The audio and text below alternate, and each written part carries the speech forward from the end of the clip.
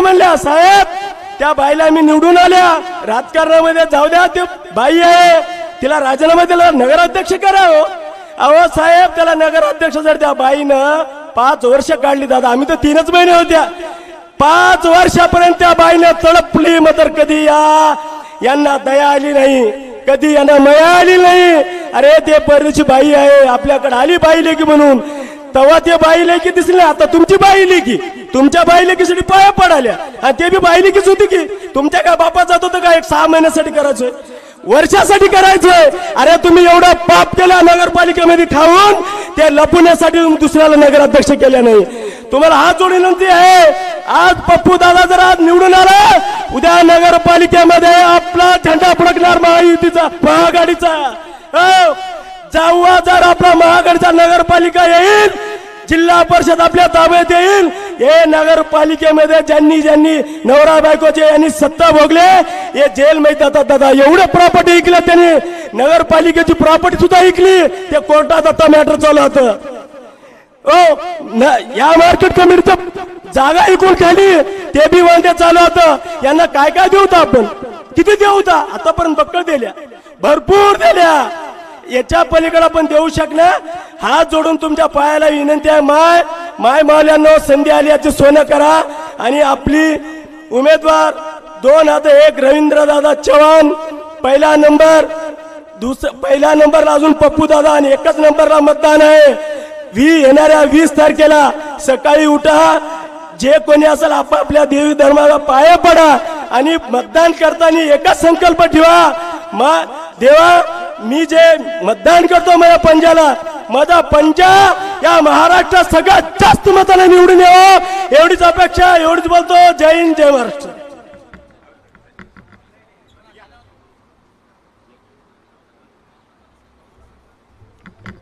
धन्यवाद वर्षवर दादा.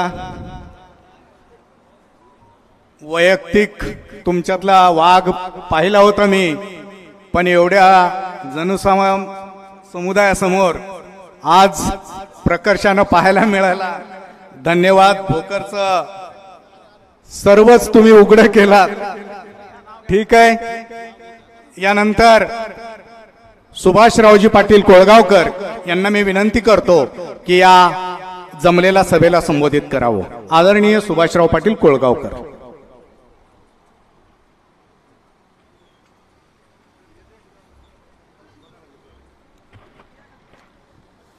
सर्वांना नमस्कार. उद्या होऊ घातलेल्या 20 तारखेच्या निवडणुकीच्या संदर्भाने ह्या सभेसाठी उपस्थित असलेले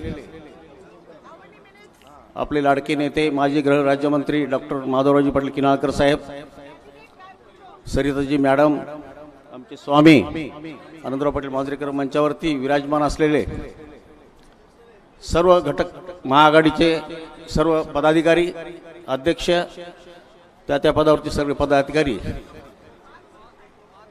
आणि या सभेसाठी उपस्थित असलेले मतदारसंघातून आलेले सर्व माझ्यापेक्षा ज्येष्ठ, श्रेष्ठ, अनुभवी सर्व ज्येष्ठ नागरिक, तरुण मित्र हो, माता भगिनी, मी आपल्यामध्ये जास्त वेळ थांबणार नाही, पण काही गोष्टी सूचकांनी सूचना केली म्हणून मी आपल्याकडे थोड्या वेळासाठी उभा आहे. मित्र, मी नव्याने सांगण्याची आवश्यकता नाही. भोकर मतदारसंघाचा विचार जर आपण केलात, सर्वांनाच ज्ञात आहे त्या भोकर मतदारसंघाची क्रिश्मा चव्हाण साहेबांच्या वतीने भारतभर गाजलेला भोकर मतदारसंघ आहे. डॉक्टर साहेबांच्या वतीने महाराष्ट्रभर आहे भोकर मतदारसंघाचं नेतृत्व कसं असावं हे आपल्याला पूर्वीचा अनुभव आहे. मित्र हो, शंकरराव चव्हाणापासून आजपर्यंत आपण जे चव्हाण साहेबांचा मतदारसंघ, पुन्हा अशोकरावजी चव्हाण 2009 पासून ते आतापर्यंत हयात आहेत राजकारणात, त्यांनी झाल्या आणि त्यांच्या पत्नी आल्या. पण प्रगतीचा जर विचार केला आपण, जी सत्ता त्यांनी आयुष्यभर वापरली काँग्रेसच्या वतीने, पण त्याच काँग्रेस पक्षाला सोडून आपले नेते भ्रष्टाचार करून एका रात्रीत बीजेपी मध्ये गेले. मित्र हो, आपण दिलेल्या मताचा अधिकार मुख्यमंत्री केलो आपण, पण त्यांनी काय केलं, आपल्या प्रेमाच्या आपल्या अपेक्षा भंग केल्या. आदर्श घोटाळा करून मुख्यमंत्री पद या नांदेड जिल्ह्याचं भोकर मतदारसंघाचं मुख्यमंत्री पद सुद्धा घालवलं म्हणजे आपल्या तोंडाला काळं लावणार आहे हे नेतृत्व आहे समोरचं. एवढंच नाही, कालच्या विधानसभेला सुद्धा 19च्या विधानसभेला 1 लाख मतांनी लोकांनी निवडून दिलं. काय केलं? 1 लाख मतं हे आपले नाकारले, पक्षाला नाकारलं. मग जो माणूस पक्षाशी इमानदारीने नाही, लोकांशी इमानदारीने नाही, त्यांचा विचार करणं आपल्याला कुठेतरी गरजेचं आहे असं माझ्यासारख्या मतदाराला वाटत नाही. म्हणून आपण सुद्धा विचार ते करू नये. भोकरच्या प्रगतीचा वाटा सत्तेच्या तुलनेत विचार केला आपण तर 10% सुद्धा भोकरला कुठंच काही घडलं नाही. 10वीच्या पुढचा 11वीचा वर्ग शंकरराव चव्हाणापासून अशोकराव चव्हाणापर्यंत शिक्षणाची व्यवस्था कुठलीच केली नाही, इरिगेशनची व्यवस्था नाही. जेही काही विकास झालाय भोकर मतदारसंघामध्ये जुन्या तुमचे आमचे नेते या मातीत जन्मलेले डॉक्टर किनाळकर साहेबांनी, मी माझं नेतृत्व नाही तुमचं माझं सगळ्याचं नेतृत्व ज्यांनी विकास केला या स्वातंत्र्य भारतात कुणीच विकास करू शकले नाही असं नेतृत्व आपल्या सगळ्याच्या समोर उभं आहे मित्र. म्हणून आपला विकासाची सवय असताना आपला विकास आपण कुठेतरी बाजूला जात आहोत का? म्हणून येणाऱ्या उद्या 20 तारखेला रवींद्र पाटील लोकसभेला आहेत, सर्वांना माहित आहे, आणि पप्पू पाटील कोंडेकर हे विधानसभेला आहेत. मित्र हो, मताचं दान करत असताना ज्यांनी लोकशाही मिळवून दिली, घटनेनं आपला अधिकार दिले, त्या मताचा अधिकार आपण वापरत असताना हे राज्य माझं आहे, हे देश माझा आहे, हे तालुका माझा आहे, तालुक्याच्या प्रगतीसाठी आपण मतदान करावं. मित्र हो, आपण दिलेल्या मतातून भ्रष्टाचार होत असेल तर त्या भ्रष्टाचाराला कारण आपण असतो. शेतकऱ्याचं या बीजेपी सरकारनं वाटोळं केलं मित्र हो. 500चं खत हे 2000, 10,000चा कापूस 6,000.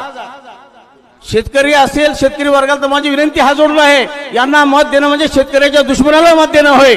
आणि येणाऱ्या 20 तारखेला कृपा करून हा जोडून विनंती आहे.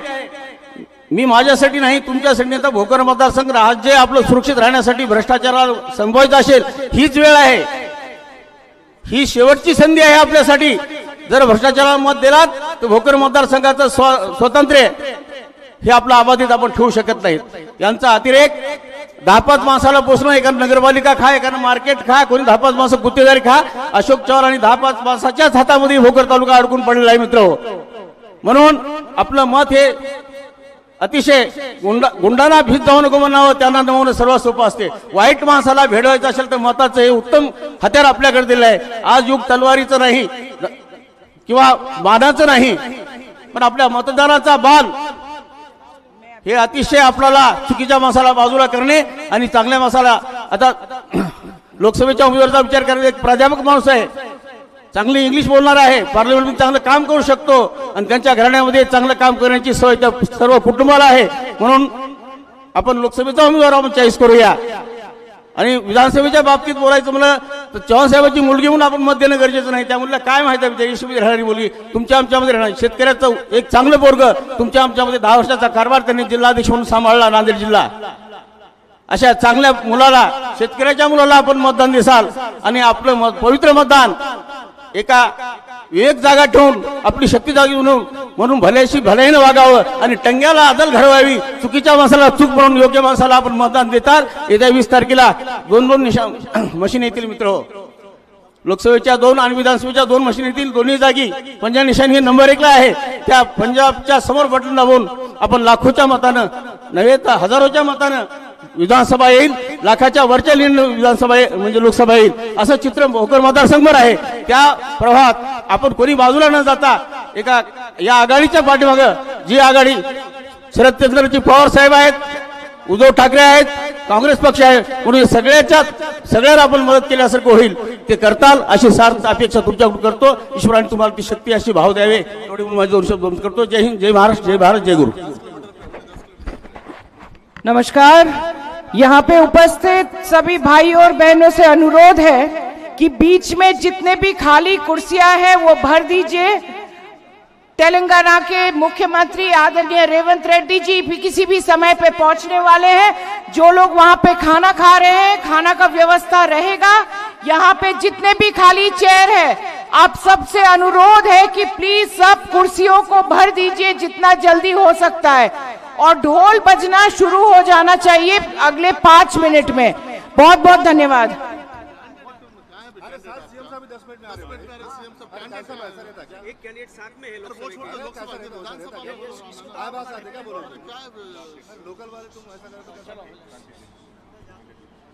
हॅलो, त्याच्यानंतर मी मौलाना मुबीन खान इनामदार यांना विनंती करतो की आपण मार्गदर्शन करा। जो भोजन का पंडाल लगा के रखे हैं कृपया करके उसको बंद कर दीजिए। हमारा आदरणीय सीएम साहब 5 मिनट पे आपके बीच में रहेंगे, और जो बीच में चेयर है महिलाओं को बैठने के दीजिए। जो बीच में चेयर है आप लोग बीच के चेयर में बैठिए, उसमें चेयर को सामने मत कीजिए, जहां पर है वहां पर बैठिए। जो भोजन का पंडाल है उसको बंद कीजिए भैया।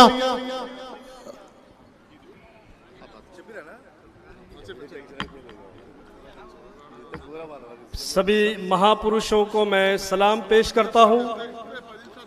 उसके बाद इस मंच पर उपस्थित शहनशीन पे तशरीफ फरमा भोकर शहर की अजीम शख्सियत गोविंद बाबा गौड़ पाटिल साहब, भोकर के माजी मंत्री, भोकर विधानसभा के आमदार, महाराष्ट्र सरकार के माजी मंत्री डॉक्टर माधवराव जी किनालकर साहब, तौसीफ इनामदार साहब, बाड़ा रावणगोकर साहब, और तेलंगाना के सबसे अजीज लीडर औखाफ बोर्ड के चेयरमैन साहब, नौजवानों और माओ बहनों बुजुर्गों, हम सब यहाँ भारत को बचाने के लिए आए हैं। हम भारत को एक चमन बनाने के लिए आए हैं। कांग्रेस पार्टी की विचारधारा ये भारत को एक चमन बनाने की है। चमन में हर किस्म के फूल होते हैं, हर किस्म की जाति, हर किस्म के धर्म के लोग इस भारत में रहते हैं। सब किस्म के फूल मिलकर चमन बनता है। एक ही किस्म के अगर फूल होंगे तो वो खेती होगी। बीजेपी भारत को एक रंग में रखना चाहती है। ये भारत तमाम ही मजाहिब का है, ये भारत चमन है। भोकर विधानसभा में आने वाली 20 नवंबर को पूरे महाराष्ट्र में इलेक्शन होने जा रहे हैं, हम सब जानते हैं। हमारे दरमियान बहुत जल्द तेलंगाना के दिलों की धड़कन, तेलंगाना के सीएम साहब भी आ रहे हैं, हम उनका पुरजोर इस्तकबाल करें। भोकर विधानसभा और नांदेड़ लोकसभा में हमें 2 काम करने हैं। एक तो हमने पिछले 3-4 महीने पहले आली जनाब आनजहानी स्वर्गवासी वसंतराव जी चौहान साहब को भारी अक्सरियत से चुनकर दिया था, मगर कुदरत को जो मंजूर था कि 3 महीने के अंदर ही आप इस दुनिया से चले गए। वसंतराव चौहान साहब को हम सच्ची श्रद्धांजलि पेश करना चाहते हैं, सच्ची किराद अकीदत पेश करना चाहते हैं। तो उसका काम ये है कि उनके बेटे प्रोफेसर, उनके जो बेटे हैं रविंद्र जी, उनको हम भारी अक्सरियत से कामयाब बनाएं। यही वसंतराव जी चौहान साहब को हम अपनी तरफ से सच्ची श्रद्धांजलि पेश कर सकते हैं। उसके बाद आने वाली विधानसभा की सीट है। विधानसभा के अंदर हमें ऐसे आदमी को चुन के भेजना है जो खुद के दम पर काम करे। पप्पू पाटिल कोंडेकर समझदार इंसान है, पढ़े लिखे हैं, जमीन से जुड़े हुए हैं, सबके दुख दर्द को समझते हैं। तो आने वाले 20 नवंबर को पप्पू पाटिल कोंडेकर इनको अपना कीमती वोट देकर भारी अक्सरियत से कामयाब करें। आखिर में मैं यही शेर कहना चाहूंगा, हर रिवायत से हटकर आएगा शेर, वापस पलटकर आएगा। इतना कहकर मैं अपनी जगह लेता हूं। जय हिंद, जय महाराष्ट्र।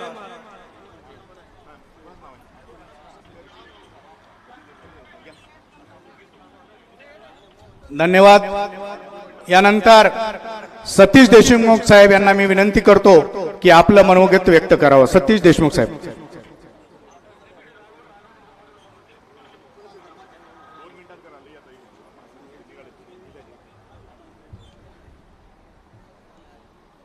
महाराष्ट्राची कुलस्वामिनी आई तुळजाभवानी, महाराष्ट्राचा जयवाद छत्रपती शिवाजी महाराज, आमचे आदरणीय हिंदू हृदय सम्राट बाळासाहेबजी ठाकरे यांना मी वंदन करतो। आज आपल्या भोकर येथे नांदेड लोकसभेची पोटनिवडणूक व महाराष्ट्रातील विधानसभेच्या सार्वत्रिक निवडणुकीसंबंधी आज आपल्या इथे तेलंगणा स्टेटचे मुख्यमंत्री आदरणीय रेवंत रेड्डी साहेब यांची जाहीर सभा आहे। या सभेस भोकर तालुका व मतदारसंघातील तमाम मतदार बंधू भगिनींनो, आपल्याला येणाऱ्या 20 तारखेला महाविकास आघाडीचे उमेदवार पप्पू पाटील कोंडेकर व नांदेड लोकसभेचे उमेदवार रवींद्र पाटील चव्हाण यांना मतदान करायचं आहे। मित्रो, मी आपणास एवढंच सांगू इच्छितो, गेल्या 15 वर्षापासून आपण इथे अशोकरावजी चव्हाणांना निवडून दिलं। 3 वेळेस त्यांना निवडून दिलं, 1 वेळेस त्यांच्या पत्नीला निवडून दिलं, अजून आता यावेळेस त्यांची मुलगी उभं टाकलेली आहे। तर मी आपणाला एवढंच सांगू इच्छितो, मागच्या 2019च्या निवडणुकीला त्यांना आपण 1 लाख मतांनी या भोकर मतदारसंघातून निवडून दिलं होतं। याच बसलेल्या मायबाप बहादरांनो आपणच त्यांना मतदान केलं होतं, पण त्यांनी तुमच्या आमच्या मताचा अपमान केला। 1 वर्ष आधी त्यांनी राजीनामा दिला, राजीनामा देऊन रातोरात त्यांनी भाजपमध्ये प्रवेश केला। मला सांगा, आज तेच तुमच्याकडे अजून मत मागायला येत आहेत, तर तुम्ही त्यांना मत करणार आहात का? तुमच्या मताचा अपमान करणाऱ्यांना तुम्ही मत करणार आहात का? ही लढाई ही प्रस्थापिताच्या विरुद्धची लढाई आहे। एकीकडे तिचे वडील मुख्यमंत्री 2 वेळेस 6 ते 7 वेळेस त्यांनी मंत्री होते, त्याचे आजोबा 2 वेळेस मुख्यमंत्री होते, आणि एकीकडे सर्वसामान्य कुटुंबातील पप्पू पाटील कोंडेकर एक शेतकऱ्याचा मुलगा आपल्या समोर उभा टाकलेला आहे। मित्रहो, ही परिवर्तन करायची वेळ आलेली आहे। मी आपणास एवढंच सांगू इच्छितो, आपल्या मतावर मंत्री झाले, मुख्यमंत्री झाले, आपल्यासाठी त्यांनी काय केलं? आपल्यासाठी काय केलं? एखादा मेडिकल कॉलेज आणलं भोकरमध्ये, एखादं इंजिनिअरिंग कॉलेज आणलं?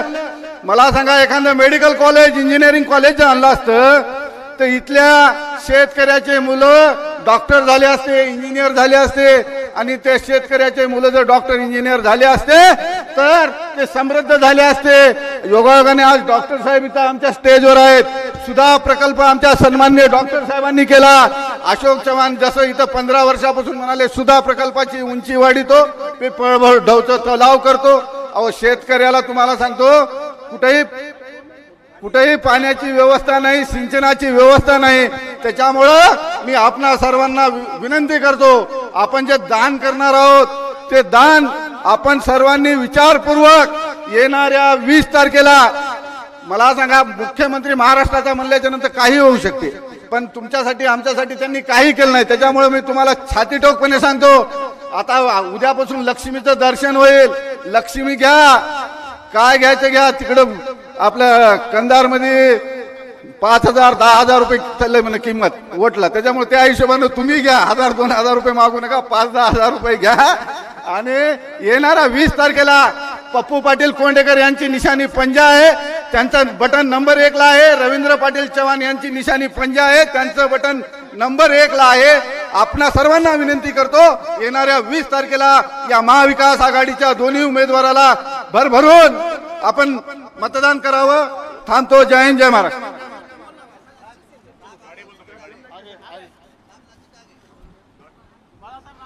साथियों, जो ग्राउंड के बाहर है वो कृपया करके ग्राउंड पे आ जाइए। हमारे आदरणीय तेलंगाना के मुख्यमंत्री श्री रेवंत रेड्डी जी कुछ ही मिनट में हमारे सामने रहेंगे। कृपया करके आप अपने अपने स्थान ग्रहण कीजिए। जो बीच में चेयर है उस पर भी बैठ जाइए। महिलाओं को मौका दीजिए, पत्रकारों को मौका दीजिए। कृपया करके आप लोग आ जाइए, भी 2 मिनट में हमारे बीच में रहेंगे। ते बाजेवाल्यांना विनंती आहे की त्यांनी बाजा चालू करा, वाजवा।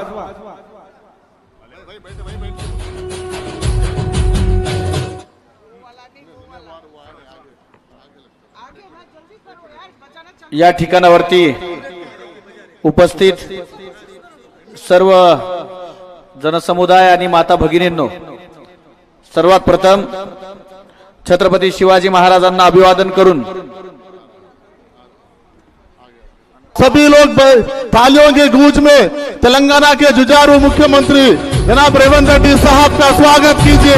हमारे बीच आदरणीय रेवंत रेड्डी जी तेलंगाना के मुख्यमंत्री हमारे बीच में पधार रहे हैं। सभी लोग जोरदार तालियों के साथ उनका स्वागत कीजिए। आदरणीय रेवंत रेड्डी जी हमारे बीच तेलंगाना के मुख्यमंत्री रेवंत रेड्डी जी हमारे बीच पधार चुके हैं। आप सभी लोग अपने तालियों के साथ उनका स्वागत कीजिए। तालियों के साथ उनका स्वागत कीजिए। हमारे बीच तेलंगाना के आदरणीय प्रिय मुख्यमंत्री रेवंत रेड्डी जी हमारे बीच में है। सभी लोग स्वागत कीजिए।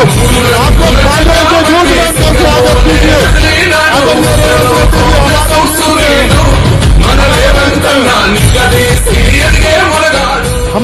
हमारे बीच तेलंगाना के प्रिय नेता रेवंत रेड्डी जी हमारे बीच में है। उनके साथ उत्तम कुमार रेड्डी जी मंत्री हमारे बीच में। सबको जोरदार थालियों के साथ उनका स्वागत कीजिए।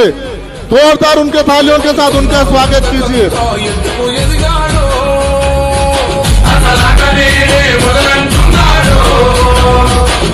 ముక్కనాడు పోలేదు ముక్కడై కొట్లాడాడు అందుకే పెద్ద నాయకుడయ్యాడు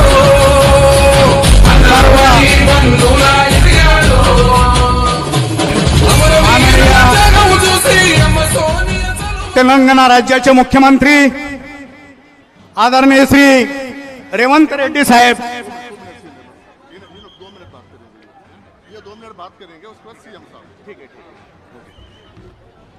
रेड्डी साहेब यांचा व तेलंगणा राज्याचे उपमुख्यमंत्री उत्तम कुमार रेड्डी साहेब, त्यानंतर पोंगोलिटी श्रीनिवास रेड्डी साहेब तेलंगणाचे राज्याचे राज्यमंत्री, त्यानंतर खासदार सुरेश शेट्टर साहेब यांचा सुद्धा आपल्या या भोकर नगरीमध्ये आगमन झालेलं आहे। तरी सर्व मतदार बंधू भगिनींना मी नम्र विनंती करू त्यांनी जागेवर बसून घ्यावं। रेड्डी साहब हमारे भोकर विधानसभा क्षेत्र की ओर से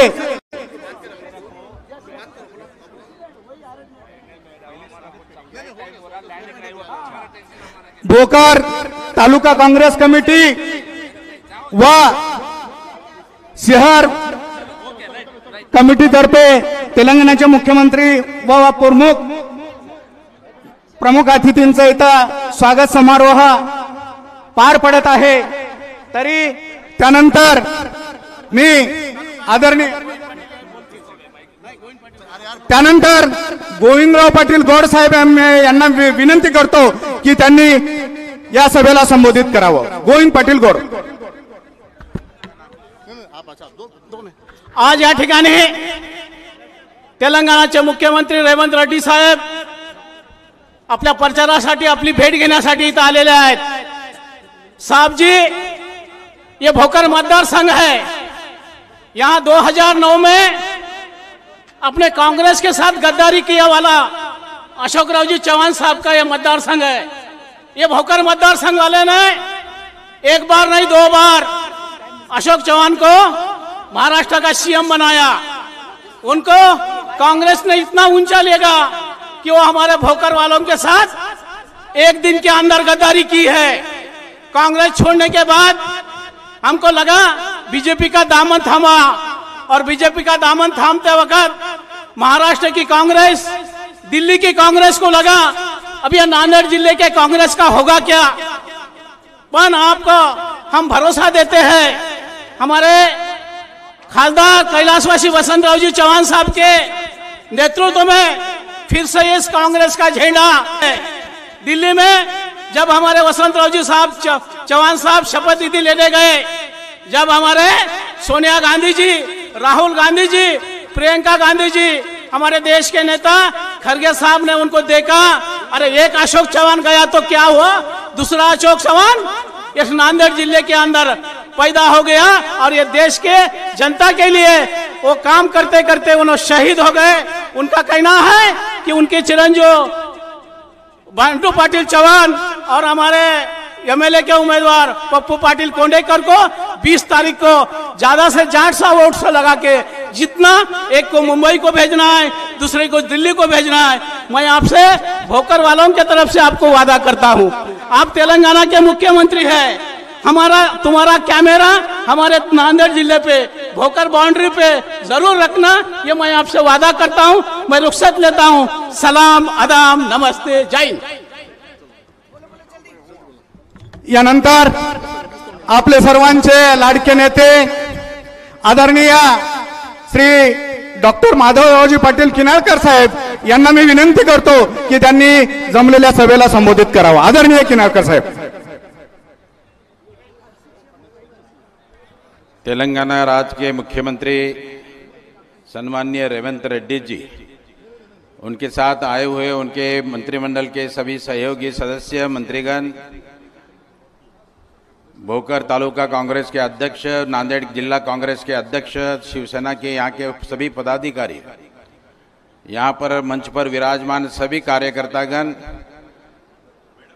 और भोकर विधानसभा क्षेत्र के भोकर तालुका के यहाँ के सभी देहातों से आए हुए सभी मतदाता बंधु और भगिनी, सम्माननीय मंत्री महोदय के मुख्यमंत्री महोदय जी को यहाँ से टेक ऑफ लेना है सोलापुर और पुणे में, वहाँ पर जाकर वहाँ पर कुछ सभाओं को संबोधन करना है। इसलिए बड़ी संक्षिप्त रूप में मैं आपके सामने इस क्षेत्र के बारे में मैं कुछ बातें रखने जा रहा हूँ। इस लोकसभा उपचुनाव के संबंध में या महाराष्ट्र विधानसभा जो 15वीं विधानसभा है उसके संबंध में, उसके चुनाव के संबंध में कुछ बातें यहाँ पर रखने जा रहा हूँ। माननीय मुख्यमंत्री महोदय जी, मैं यहाँ का विधायक 2 बार रह चुका हूँ। माननीय शरद चंद्र जी पवार राज्य के मुख्यमंत्री जब थे, उनके मंत्रिमंडल में गृह मंत्री, राजस्व मंत्री और उस सहकार मंत्री बोल के भी काम करने का सौभाग्य इन्हीं लोगों की वजह से मुझे प्राप्त हुआ था। 1999 से लेकर 99 में इस क्षेत्र का प्रतिनिधित्व मैं कर चुका हूँ।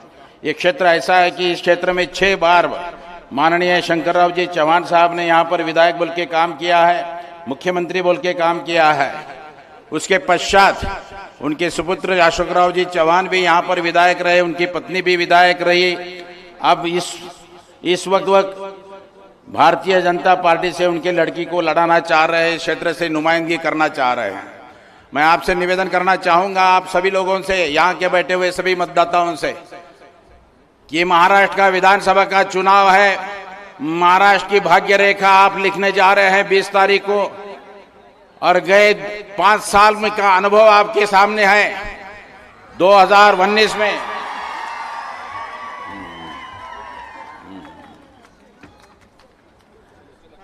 गए चुनाव में 2019 में अभी महाराष्ट्र के सभी लोगों ने यहाँ पर भारतीय जनता पार्टी और शिवसेना को यहाँ पर अपना भारी बहुमत दिया, मगर दोनों पार्टी में कुछ जम नहीं पाया। मुख्यमंत्री की वजह से मुख्यमंत्री पद के लिए संबंध में उनका एक मत नहीं हो पाया। उन्होंने कहना शुरू कर दिया कि हमें शिवसेना को मुख्यमंत्री पद पहले चाहिए, मगर उनसे बनी नहीं तो महाराष्ट्र को यहाँ पर फिर से चुनाव की तरफ जाना नहीं पड़ना। इसलिए शरद चंद्र जी पवार साहब ने कांग्रेस पक्ष को समझाया और यहाँ पर एक आघाड़ी की सरकार उद्धव ठाकरे के मुख्यमंत्री के कार्यकाल में गए 2-2.5 साल यहाँ पर चली। मगर अरे 5 मिनट तो बोलने दो, बात रखेंगे तो कैसे रखेंगे। हाँ, तो गए 2 साल से 2-2.5 साल से आप देख रहे हैं संविधान की मोड़ तोड़ कर विधायकों की खरीद फरोख्त कर यहां पर आघाड़ी की सरकार को नेस्तनाबूद कर दिया गया और 2 साल से 2.5 साल से यहां पर वो राज कर रहे हैं। बुनियादी तौर पर उनको नैतिकता नहीं है कि यहां पर राज करे, और फिर ये इलेक्शन के चुनाव के दरमियान आपके सामने आ रहे हैं कि हमें फिर से एक बार वोट दीजिए।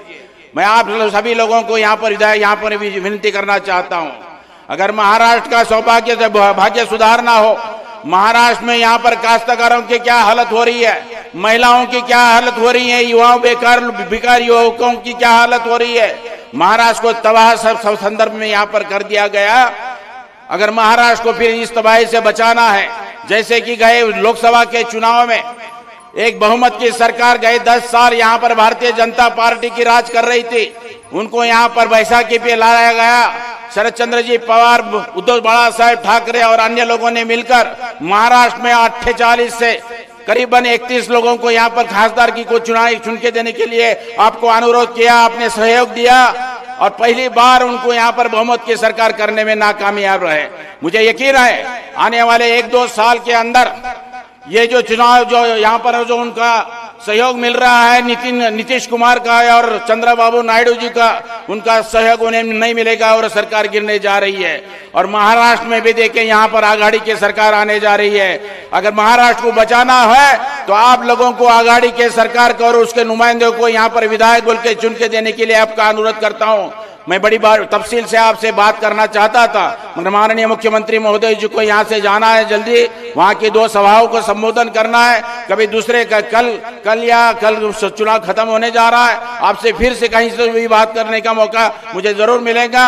मगर मैं जाते जाते आपसे यही कहूंगा, अगर महाराष्ट्र को बचाना है और महाराष्ट्र देश को बचाना है, युवाओं को रोजगार दिलाना है, यहाँ की कारखानदारी बढ़ाना है, यहाँ के काश्तकारों का जहाँ जीवन सुधारना है, यहाँ के अपने भगिनों की यहाँ पर अगर सुरक्षा करना है, इस तो अपने विधायक क्षेत्र को जो अगर आगे लेके जाना है, तो आपसे अनुरोध करता हूं कि कांग्रेस के प्रत्याशी हमारे पप्पू कोंडेकर जी को और साथ ही साथ हमारे लोकसभा का जो उपचुनाव होने जा रहा है रविंद्र जी को यहाँ पर चुनकर देकर हमारी हौसला अफजाई आप करेंगे और महाराष्ट्र में आघाड़ी की सरकार लाएंगे और अपना भविष्य यहाँ पर अपने हाथों से लिखेंगे। इतनी ही बात कहते हुए मैं माननीय मुख्यमंत्री महोदय का इस क्षेत्र में यहाँ पर स्वागत करता हूँ और आपको अनुरोध करता हूँ कि आप हमें यहाँ ताकद दे, महाराष्ट्र में सरकार बनाने के लिए हमें मौका दे। धन्यवाद। जय हिंद, जय भारत।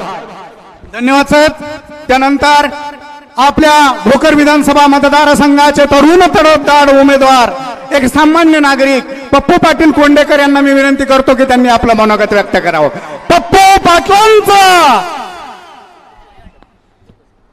भोकर विधानसभा चुनाव और नांदेड़ लोकसभा के उपचुनाव के लिए यहाँ पे मौजूद सिर्फ तेलंगाना के ही नेता नहीं तो हमारे जैसे युवाओं के पूरे देश के नेता, पूरे देश के इंस्पिरेशन हमारे नेता आदरणीय रेवंत रेड्डी जी, यहाँ पे उपस्थित सभी मान्यवर आदरणीय सीएम साहब को जाना, इसके लिए आपका ज्यादा वक्त नहीं लूंगा। सर, ये जो चुनाव है यहाँ पे धनशक्ति विरुद्ध जनशक्ति ऐसा ये चुनाव है। यहाँ का एक नेता था जिसको पार्टी ने बहुत बड़ा, उनके पूरे खानदान को पूरे उनकी हयात भर बड़े बड़े पदों पे रखा, मगर जब पार्टी को असल में जरूरत थी तो पार्टी के साथ बेईमानी की, पार्टी के साथ गद्दारी की और बीजेपी में उन्होंने पलायन किया। ऐसे मौके पे हमारे नेता आदरणीय राहुल गांधी जी, आदरणीय खड़गे जी, आदरणीय नाना भाऊ पटोले जी और सभी कांग्रेस के नेताओं ने, आदरणीय रेवंत रेड्डी जी, इन सभी नेताओं ने मेरे जैसे किसान के बेटे पे विश्वास रखा, मुझे उम्मीदवारी दी और यहाँ पे चुनाव लड़ने के लिए मुझ पे भरोसा जताया। इसके लिए मैं पार्टी का आभारी हूँ और मैं आपका ज्यादा वक्त नहीं दूंगा।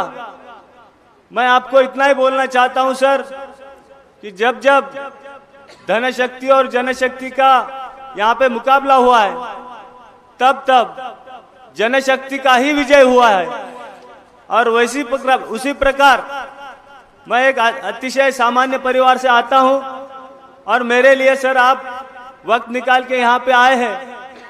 यहाँ से पूरे देश में एक संदेश जाना चाहिए कि एक आम परिवार के बेटे ने, जिसने पार्टी को सही में अभी जरूरत थी, अशा वेळेस ज्या बेईमान नेत्याने या पक्षासोबत प्रतारणा केली, या पक्षासोबत गद्दारी केली, मी तुमच्या सगळ्याला हात जोडून विनंती करतो की येणाऱ्या 20 तारखेला निवडणूक आहे आणि या निवडणुकीच्या निमित्तानं समोरच्या नेत्याला अहंकार आलेला आहे। प्रत्येक जागी भाषणात ते सांगायलेत की हे लुंगे सुंगे विधानसभेत जाऊन काय करणार आहेत. आदरणीय रेवंत रेड्डी जी यहाँ पे मौजूद है. तेलंगाना में कांग्रेस का अस्तित्व 0 हो गया था, मगर ये योद्धा वहां पे डट के खड़े रहे. हर तकलीफ उन्होंने सही, हर मुश्किल का वहां पे मुकाबला किया. उनको कई बार जेल में डाला गया, कई बार पुलिस के अत्याचार को उनको सहन करना पड़ा, मगर उन्होंने जरा भी वहां पे अपने त्यांच्या जागेवरून ते हल्ले नाही. पक्षाच्या विचारधारेवर ठाम राहिले आणि या देशात इतिहास केला. तेलंगणात काँग्रेसचं अस्तित्व एकदम शून्यावर आलेलं असताना अहंकारी ऐसे केसीआर को उनकी जगह दिखाकर आज वहां पे तेलंगाना के सीएम के रूप में एक अतिशय चांगल्या प्रकारे ते त्या ठिकाणी काम करत आहेत. आणि महाराष्ट्रामध्ये सर आपने जैसी वहां पे योजनाएं लागू की है, महालक्ष्मी योजना हो, किसान के ऋण की माफी हो, तो महाराष्ट्र में भी महाविकास आघाड़ी की तरफ से यहाँ पे 5 उपलब्धियां यहाँ पे गिनाई गई है, जिसमें किसान का ऋण 3 लाख रुपए तक का पूरा कर्जा माफ होने वाला है. तेलंगाना के धरती पे हमारी जो माता बहनें यहाँ पे बैठी वाली है, उन सभी माँ बहनों को इलेक्शन जैसे ही कांग्रेस की सरकार आती है तो उनको 3,000 रुपए महीना वहां पे कांग्रेस की सरकार महालक्ष्मी योजना के तहत देने वाली है. और हमारे युवाओं को 4,000 रुपए हर माह वहां पे देने वाले. मी आपला जास्त वेळ घेणार नाही, तर साहेबांना जायचं आहे. मैं आपको सर मैं आपका शुक्रिया कैसा अदा करूं, मुझे मेरे पास शब्द नहीं है. आप इतना बिजी शेड्यूल पे यहाँ पे आए और मैं आपको विश्वास जताना चाहता हूं सर, आपने मेरे जैसे कार्यकर्ता पे जो विश्वास दिलाया है, ये सभी माँ बाप मतदार यहाँ पे बैठे वाले हैं, इनके सबके आशीर्वाद से मैं आपको बताना चाहता हूँ कि आने वाले 23 तारीख को भोकर विधानसभा मतदार संघ में इतिहास बनने वाला है. और यहाँ पे एक सर्वसामान्य किसान का बेटा एक प्रस्थापित अहंकारी व्यक्ति का पराभव करने जा रहा है, ये मैं आपको बताना जा रहा हूँ. और आप यहाँ पे आए, आपका तहे दिल से शुक्रिया अदा करता हूँ और अपनी बात खत्म करता हूँ. जय हिंद, जय महाराष्ट्र. धन्यवाद पबू पाटील. यानंतर तेलंगणा राज्याचे तरुण तडफदार मुख्यमंत्री आदरणीय श्री माननीय रेवंत रेड्डी साहब.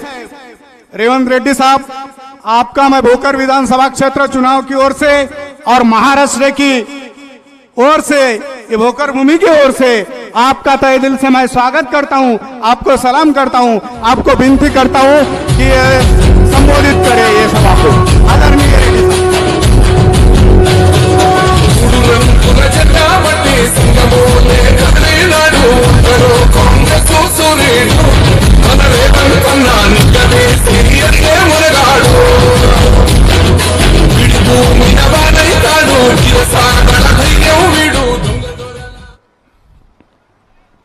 जय भवानी, जय शिवाजी, जय कांग्रेस. मित्रों, जिला पार्टी अध्यक्ष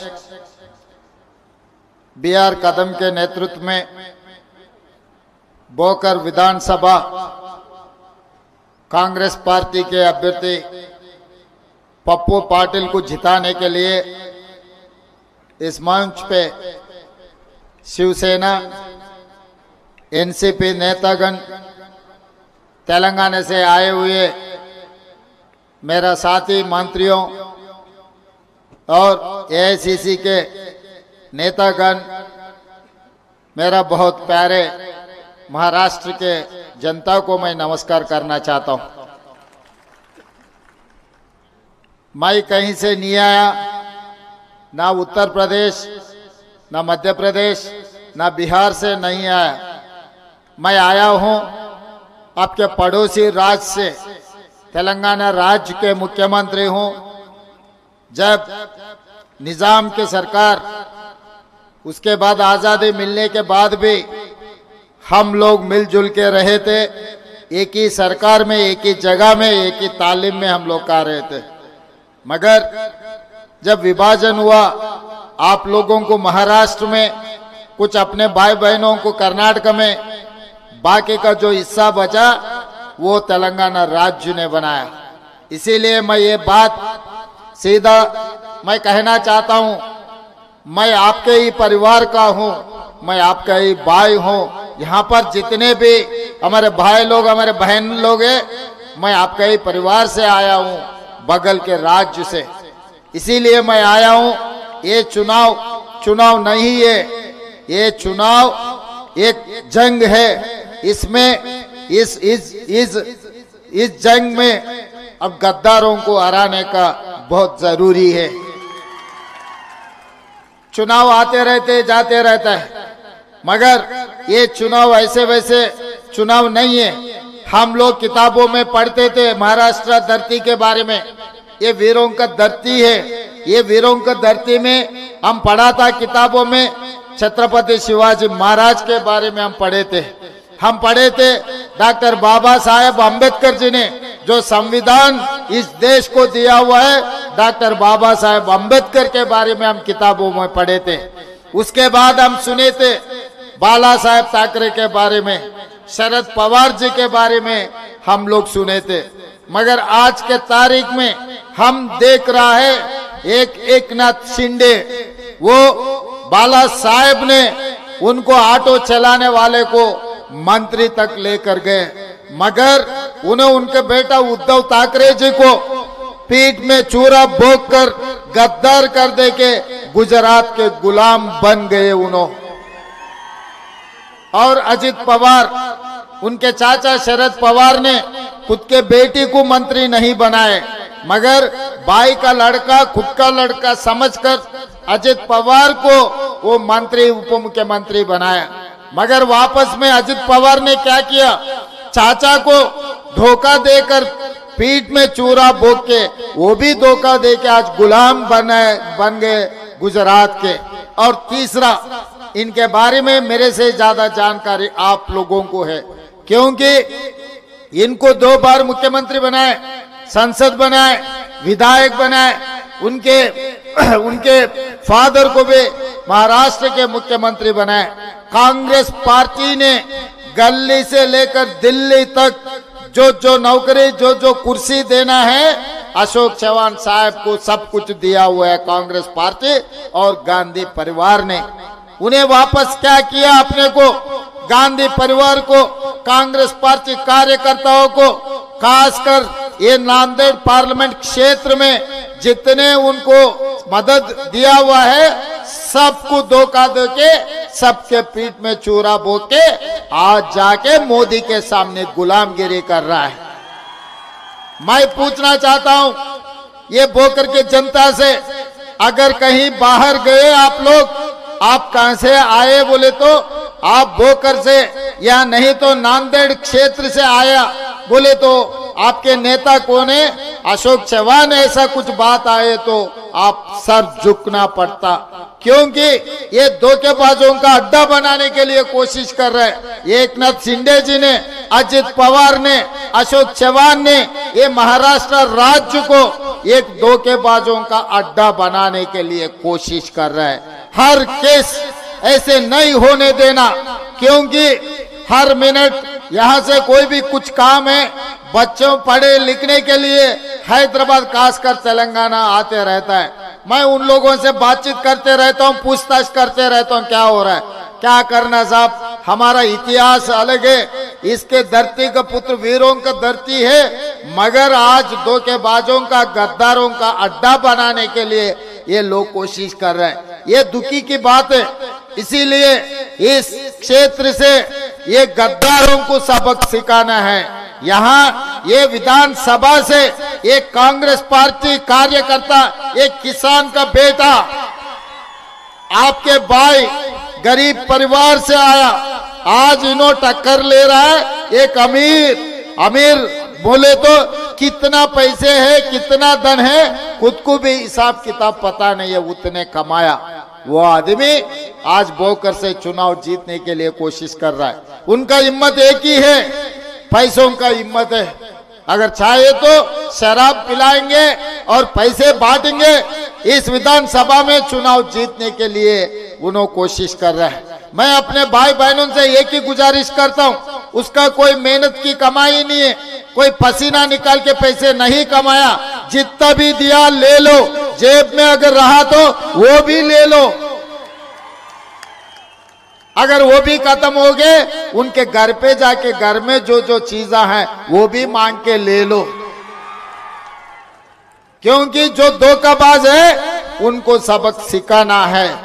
दे दे तो मना मत करो, सब कुछ ले लो, पूछ के ले लो, छीन के ले लो, मगर वोट तो पप्पू पाटिल को दो,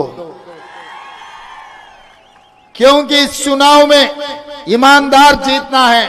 अगर ईमानदार नहीं जीते, पैसों का मालिक, धोखेबाजों का मालिक, झूठे बोलने वाला मालिक, हिंदुस्तान में झूठों का अगर कहीं पर कंपटीशन हुए तो झूठ बोलने में मोदी से कोई बड़ा नहीं है, उनका नंबर एक नंबर है, झूठे वालों का नंबर। इसीलिए आज मोदी जी को हराना है, अशोक चौहान जी को, फिर आगे राजनीति में वो दिखना भी नहीं, उन्होंने आपके नाम इतना खराब कर चुके हैं, कांग्रेस पार्टी को धोखा दिया हुआ है, उनको भी हराना है। और इनके साथ साथ अपना लोकसभा का भी चुनाव हो रहा है, रविंद्र चौहान को मैं अभी धर्माबाद में छोड़कर आ रहा हूं, क्योंकि वहां के कैंडिडेट को जिताने के लिए वहां पे जलसा लगा है। मुझे सोलापुर जल्दी भागने का था, मैं वहां नहीं जा सका, इसीलिए डॉक्टर मृणाल पाटिल को वहां पर चुनाव जिताने के लिए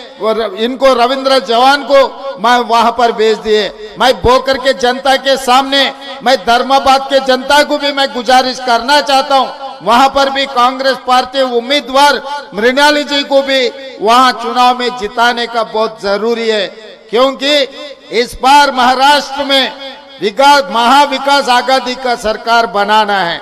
इसीलिए हर सीट, हर विधानसभा अपने लिए बहुत कीमती है, इसीलिए धर्माबाद में मृणाल जी को और बोकर में अपना पप्पू पाटिल को जिताने का जरूरी है। वैसे ही नांदेड़ लोकसभा क्षेत्र में भी रविंद्र चौहान को सबसे ज्यादा बहुत मेजॉरिटी देकर उनको भी जिताना है। और मोदी जी ये कह रहे हैं कि तेलंगाना गारंटी के बारे में कुछ बोलना शुरू किए। मैं इस मंच से मोदी जी से ये सवाल करना चाहता हूं, आप 11 साल हो गए प्रधानमंत्री बनकर, मैं मुख्यमंत्री बनके 11 महीने हुआ, अगर बहस करना चाहता है तो मैं दिल्ली आऊंगा, नहीं तो आपके फडणवीस है, कौन है आपके जो साकी रहता है, आपके पट्टे हैं एकनाथ शिंदे और अजित पवार, फडणवीस को तीनों को हैदराबाद भेजो, होना बोले तो हवाई जहाज ही मैं दूंगा, हवाई जहाज मैं दे के बुलाऊंगा। हम लोग सोनिया जी ने जो 6 गारंटी दिया हुआ है, हम लोग गारंटी निभाए। खासकर यहाँ के किसानों से मैं एक ही बात करना चाहता हूँ, मैं एक बात बोलना चाहता हूँ, हम सरकार बनने के बाद चुनाव के समय पर 2 लाख रुपए किसानों को कर्जा माफी के बारे में हम गारंटी दिया हुआ है। वो गारंटी हम तेलंगाना में 25 दिन में 18,000 करोड़ रुपए 22-23 लाख किसानों परिवारों को हम 18,000 करोड़ रुपए कर्जा माफी किए, उनके बैंक खाता में आज डाला। इसीलिए महाराष्ट्र में, इस राज्य में सबसे ज्यादा किसानों का आत्महत्या हुई। हिंदुस्तान में सबसे ज्यादा 20,000 लोग किसानों ने यहाँ पर खुदकुशी किए। इसीलिए कांग्रेस पार्टी ने ये गारंटी दिया हुआ है किसानों को, 3 लाख कर्जा माफी करने का किसानों को वादा किए। जैसा हम लोग तेलंगाना में 2 लाख रुपए कर्जा माफी किए, महाराष्ट्र में, इस राज्य में भी किसानों को 3 लाख कर्जा माफी करने का जिम्मेदारी महाविकास आघाड़ी उठाने वाले हैं। और इसके अलावा नौकरी के बारे में मोदी जी ने 2014 में ये बात कहा, हर साल 2 करोड़ नौकरी देने के लिए।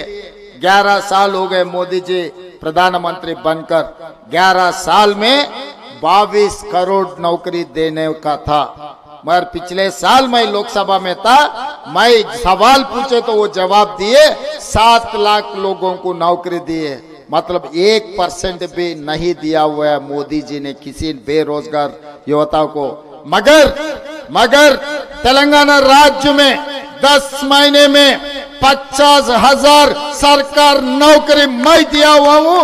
अगर मोदी जी आपको कोई शक है तो आपके आदमी लोगों को हैदराबाद भेजो, एलबी स्टेडियम में 50,000 लोगों को मैं खड़ा करता हूं, पूरा गिन लो, अगर एक भी कम पड़ा मैं माफी मांगता हूं, नहीं तो आपके लोग वहीं पर तेलंगाना जनता को माफी बोलकर निकलना है।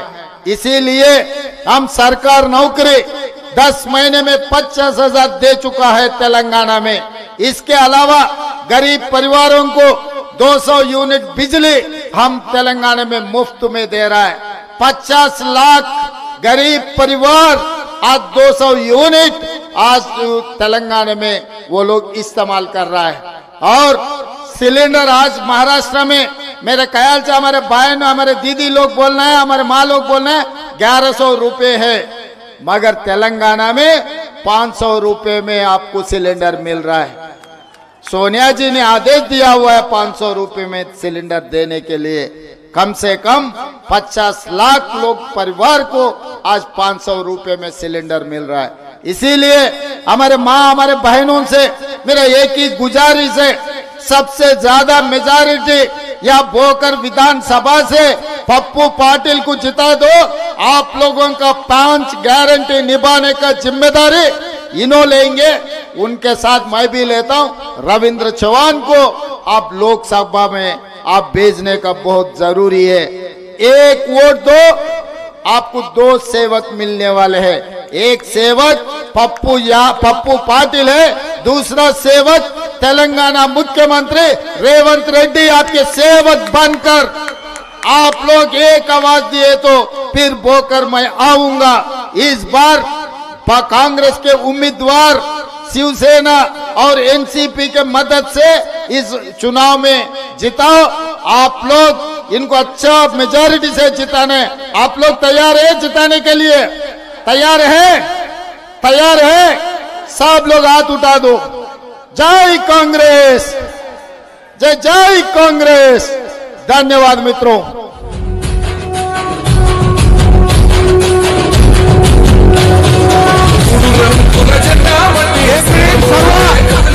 आवाज बंद करा स्पीकर। 1 मिनिट। तालुका काँग्रेस कमिटीच्या स्थानिक नेतृत्वावर विश्वास ठेवून येथे काही जाहीर प्रवेश होत आहेत माननीय मुख्यमंत्री साहेबांच्या हस्ते।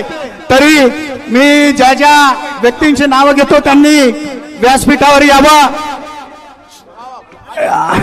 एले हिरे साहेब, आंबेडकरी चळवळीचे पत्रकार सुनील कांबळे भोकर, तालुका वंचित आघाडी बहुजन समाज आघाडीचे तालुका अध्यक्ष शाबीर शेख, वंचित बहुजन आघाडी तालुका उपाध्यक्ष शाबीर शेख, तालुका संघटक वंचित बहुजन आघाडी माणिकराव जाधव, सम्यक चौदंते, सचिन शिवाजीराव पांचाळ, संदीपराव लोमटे, शहराध्यक्ष आरपी आठवले गट, सखाराम वाघमारे, जिल्हाध्यक्ष अण्णाभाऊ साठे क्रांती सेना, बालाजीराव टिकेकर, लोकस्वराज्य केवाय कांबळे यांचा येथे प्रमुख पाहुण्यांच्या उपस्थितीमध्ये प्रवेश झालेला आहे। काँग्रेस पक्षात सर्व मतदार बंधू भगिनींचे मनापासून सारा जय हिंद, जय महाराष्ट्र, भारत माता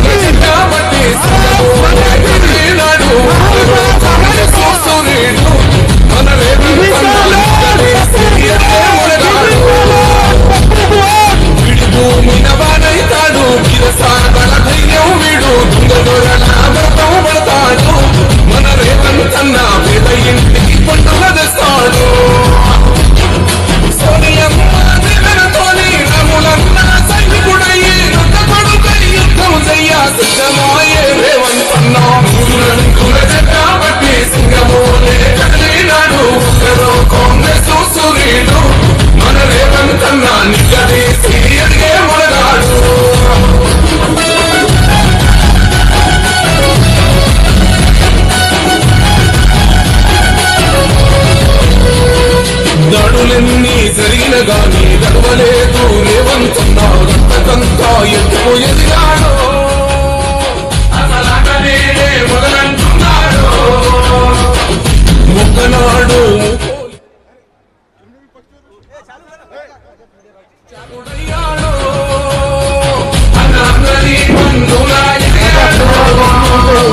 उपस्थित आहेत राजा खंडेराव देशमुख.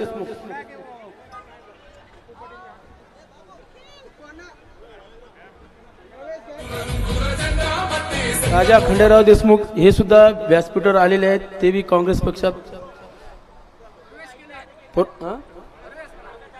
जाहीर प्रवेश करणार आहेत.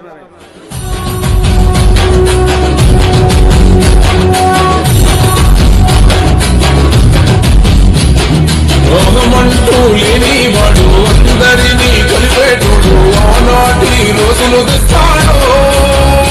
काँग्रेस पक्षात मध्ये प्रवेश केलेले येले हिरे साहेब, सुनील कांबळे साहेब वंचित बहुजन आघाडी, शाबीर शेख वंचित बहुजन आघाडी उपाध्यक्ष, शाबीर शेख संघटक, माणिक जाधव समन्वयक चौदंते, सचिन शिवाजीराव पांचाळ, शाहीनाथ लोमटे शहराध्यक्ष आरपीआय गट, सखाराम वाघमारे जिल्हाध्यक्ष, अण्णाभाऊ साठे क्रांती सेना, बालाजी टिकेकर लोक स्वराज्य आंदोलन, KY देवकांबळे सामाजिक कार्यकर्ते.